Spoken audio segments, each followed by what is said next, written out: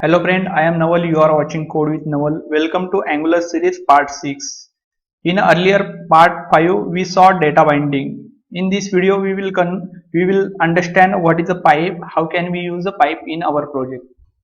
So the OR character is used to transfer a data. You can see here in a double quote we define a welcome to Angular 7 this string, and we want to convert that string in a lowercase. We can simply welcome to Angular 7, then here use a pipe and define here lowercase. We use here lowercase pipe.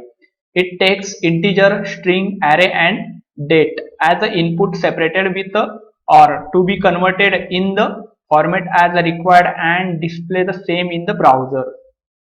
Here you can see, here we define a title uppercase and title lowercase. Let's copy these two lines, title uppercase and title lowercase. You can see we have already title variable. Let's open a HTML file and paste these two lines. Here we use the interpolation, and inside the interpolation we call the title, and also using a pipe, one first title we convert a uppercase and second title we convert a lowercase. Let's open application on a browser. You can see here the first my dream project is the capital, all character is the capital, and second one is the my dream project is the lowercase. Also we have a few predefined, or we can say built in pipes available in Angular, like a lowercase, uppercase, date, currency, JSON, percent, decimal, slice. All these pipes Angular provide a built-in. Okay, we will use a one by one. Okay, let's use a currency pipe. I'll simply copy this currency pipe and I'll paste inside the HTML file. You can see here we define a integer currency, then we type here currency, then we use a currency pipe. In a currency pipe we provide that particular currency name USD, and here we colon true, that means their currency sign also visible. Boolean true is used to get the sign of the currency. Okay, let's save this, and you can see my dream project $6589.23. let me add here break tag br. Okay, now it's a proper visible. Okay, then we have also another tag like a date pipe. We will use it, we will try to call a date pipe here. Okay, for that I'll again here add a break tag. Okay, here add a break tag br and then br, then we will use that date pipe. For that we have to create a today's date variable inside a ts file. Let's open a ts file, create here one variable today's date equal to new date. Okay, using a new date we will get a current date. Okay, let's open this file. You can see here date pipe and we are able to see here current date. Okay, simply if I remove this, let me open, if I remove this date pipe you can see then. Okay, otherwise I'll copy this all and I'll add here break tag br, then I'll paste here and I'll remove this pipe and save, and then you can see here without pipe you got this time format, and with pipe you got the particular only whatever you want, you can get only that particular format using a pipe. If I mention here only slash only or pipe date, okay, nothing provide any format, just add their date. You can see here May 18 2021.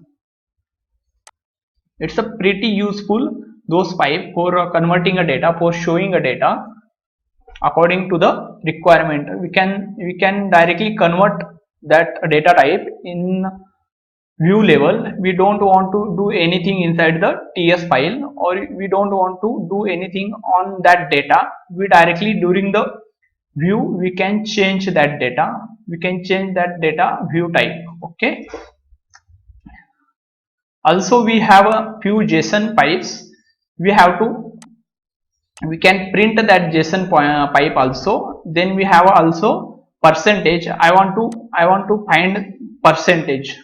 Okay, I'll copy this, I'll paste. Let me add here break tag br. Okay, then I'll paste here. Here you can see percent pipe. I'll simply provide an integer value, then I'll use a percent. Let's save this file. You can see now here percent 55%. Okay, then again we have a few more pipes. We have a slice pipe. You can see here slice here 2 and 6 refers to the start and the end index. Let's copy this array and add this array inside the app.component.ts. Okay, and refer this array inside the HTML file. Okay, using this line break.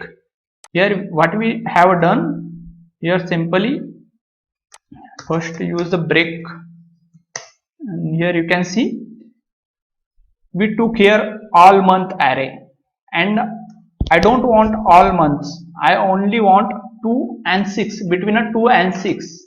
Let's save and let's look the output. You can see here March, April, May, June, only 4 months we got. Okay, let's see how can we create a custom pipe. It's a very important, because in every project lots of pipe and lots of custom pipe we have to create. So to create a custom pipe we have to create a new TS file. Here we want to create the square root custom pipe. Okay, here we will defining a square root custom pipe. For that, first of all I have to create one square root pipe. Okay, I'll create one file. Simply I'll right click this app. Okay, new file square root dot ts. Click, open this file. I'll copy this code. Okay, I'll explain line by line.